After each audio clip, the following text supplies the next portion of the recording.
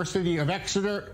Doctor, I want to start with you, please, if we can, with the big news, of course, of the day, the largest study yet of the Omicron variant, the report that a double-dose Pfizer vaccine provides just 33% protection against contagion, perhaps mild illness, but the vaccine providing 70% protection against serious complications. Doctor, what's your reaction to this? I mean, for me, hearing that the efficacy plummets to just 33% against getting the virus, that might be it's a tough pill to swallow, so to speak.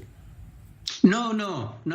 Please don't be worried, because the blessings are that we've got a vaccine that works, and the blessings also are that the vaccine prevents you from getting serious illness, and that is the positive news.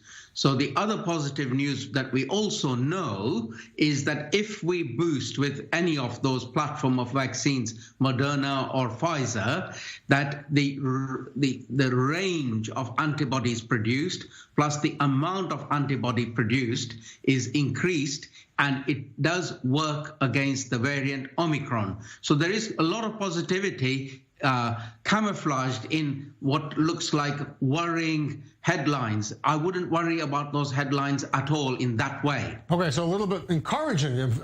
A big picture could be encouraging here. So, Doctor, we know that Omicron is extremely contagious, much more resistant to the vaccines, but it is causing milder illness. Overall, though, then, as I think you're alluding to, could this actually be a good thing, a true turning point in this years-long pandemic? We don't know, and nobody knows. The difficulty with the balancing act, and it really is a balancing act. On the one hand, it may be milder in terms of disease causing, but on the other hand, it infects more people more easily, and therefore it creates more cases. And even say 0.5% of a million is a large number of people. So it really is a finely balanced thing, meaning it might be innocuous, but because it is more infectious, does it negate its less innocuous status?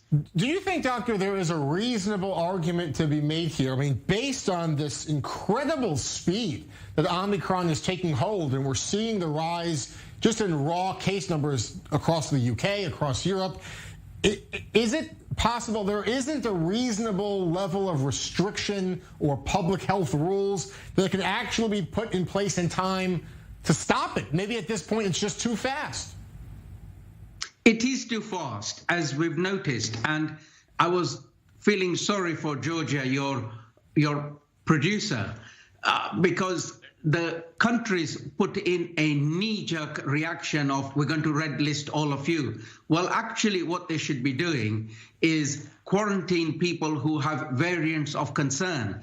On the other hand, whilst Omicron is a variant of concern, and now I'm going to say something controversial, is whilst it is widespread in the UK and Israel, and there is widespread community transmission in both Israel and the UK, what exactly are you achieving by quarantining people like Georgia in the UK, not allowing her to come into Israel, or Israelis not allowed to come into the UK?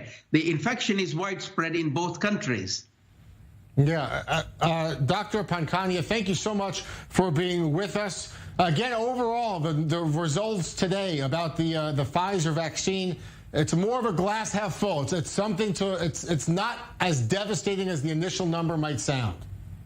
Absolutely, and we should look at the positivity, which is it prevents you from getting serious illness. And that is why it is important to be fully vaccinated and boosted. And it's also important with respect to contagion to wear a mask, wear a good quality mask, wear it properly. I always advise, since Delta arrived, that we wear a FFP2 mask.